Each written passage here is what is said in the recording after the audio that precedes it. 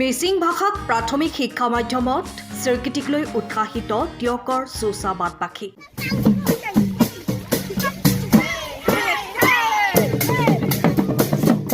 মিচিং ভাষাক শিক্ষাৰ মাধ্যম হিচাপে আজি অসম চৰকাৰে স্বীকৃতি দিছে। ইয়াক লৈ উৎসাহিত হৈ পৰিছে সমগ্ৰ মিচিং সমাজ। এয়া টিয়কৰ চৌচাবাদ প্ৰাথমিক বিদ্যালয়ৰ পৰিৱেশ।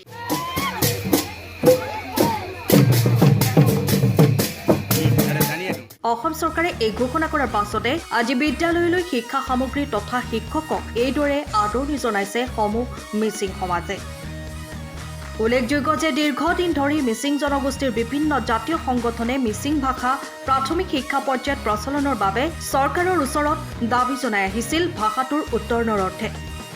আৰু আজি দীৰ্ঘদিনীয়া সংগ্ৰামৰ অন্ত পেলাই অসম চৰকাৰে তথা চৰকাৰৰ শিক্ষা বিভাগে মিচিং ভাষা তথা সাহিত্যৰ প্ৰতি যি সিদ্ধান্ত গ্ৰহণ কৰিছে এয়া অতি ইতিবাচক বুলি মন্তব্য কৰিছে এইসকল ৰাইজে। ইপিনে সমগ্ৰ ৰাজ্যত 11খন জিলাত মুঠ 200খন প্ৰাথমিক বিদ্যালয়ত এই ব্যৱস্থা কৰিছে চৰকাৰে আৰু টিয়কত 2খনকৈ বিদ্যালয়ত আজিৰ পৰা পাঠদান আৰম্ভ কৰিব বুলি জানিব পৰা গৈছে। এখন LP স্কুল চৌচাবাদ প্ৰাথমিক বিদ্যালয়, এই বিদ্যালয়খিনি আমাৰ 200খন বিদ্যালয়ৰ ভিতৰত মিচিং বিদ্যালয়ৰ ভিতৰত পৰিছে। এই বিদ্যালয়খনত আজিৰ পৰা আমাৰ পাঠ্যপুথি বিতৰণ কৰি আমাৰ প্ৰথম পাঠদান কাৰ্যসূচী আজিৰ পৰা আৰম্ভ হ'ব। সেইকাৰণে মই অসম চৰকাৰ মুখ্যমন্ত্ৰী তথা শিক্ষামন্ত্ৰীলৈ মই ধন্যবাদ জ্ঞাপন কৰিছোঁ। আৰু আমাৰ মিচিং ভাষাটোৰ কাৰণে আমি আজি প্ৰায় 52 বছৰ আমি সংগ্ৰাম কৰি আহিছোঁ। আমাৰ মিডিয়াম ষ্ট্ৰাকচাৰ আমাৰ এটা প্ৰাপ্য আছিলে। এই বছৰ এই চৰকাৰে আমাক এই মিডিয়াম ষ্ট্ৰাকচাৰ আমাৰ মিচিং ভাষাটো স্বীকৃতি দিছে। তাৰ কাৰণে মই নথৈ আনন্দিত হৈছোঁ আৰু টিয়কবাসী ৰাইজে নথৈ আনন্দিত হৈছে। আমাৰ টিয়কত 3খন আছিলে, এখন কেঞ্চেল হ'ল, 2খনে আমি পালোঁ। এতিয়া কিতাপ পত্ৰ ক শ্ৰেণীৰ পৰা আহিলে, সেইটো এইবছৰ মানে এটা শ্ৰেণীহে আহিছে, প্ৰথম শ্ৰেণীতে আহিছে। আজি আমাৰ কাৰণে অতি শুভ দিন।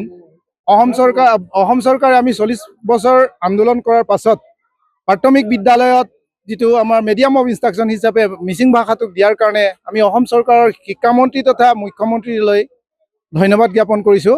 আমি আশা ৰাখিছোঁ আমাৰ ক্ষুদ্ৰ ক্ষুদ্ৰ জাতিবিলাকৰ যিটো ভাষাৰ অস্তিত্ব শেষ হৈ যোৱা বিষয়টোক লৈ উদ্বিগ্ন প্ৰকাশ কৰি চৰকাৰে আমাৰ মিচিং ভাষাটোক আজি বিদ্যালয়ত পাঠদানৰ মাধ্যম হিচাপে দিয়াৰ বাবে আমি তেওঁলোকলৈ অতি ধন্যবাদ জনাই।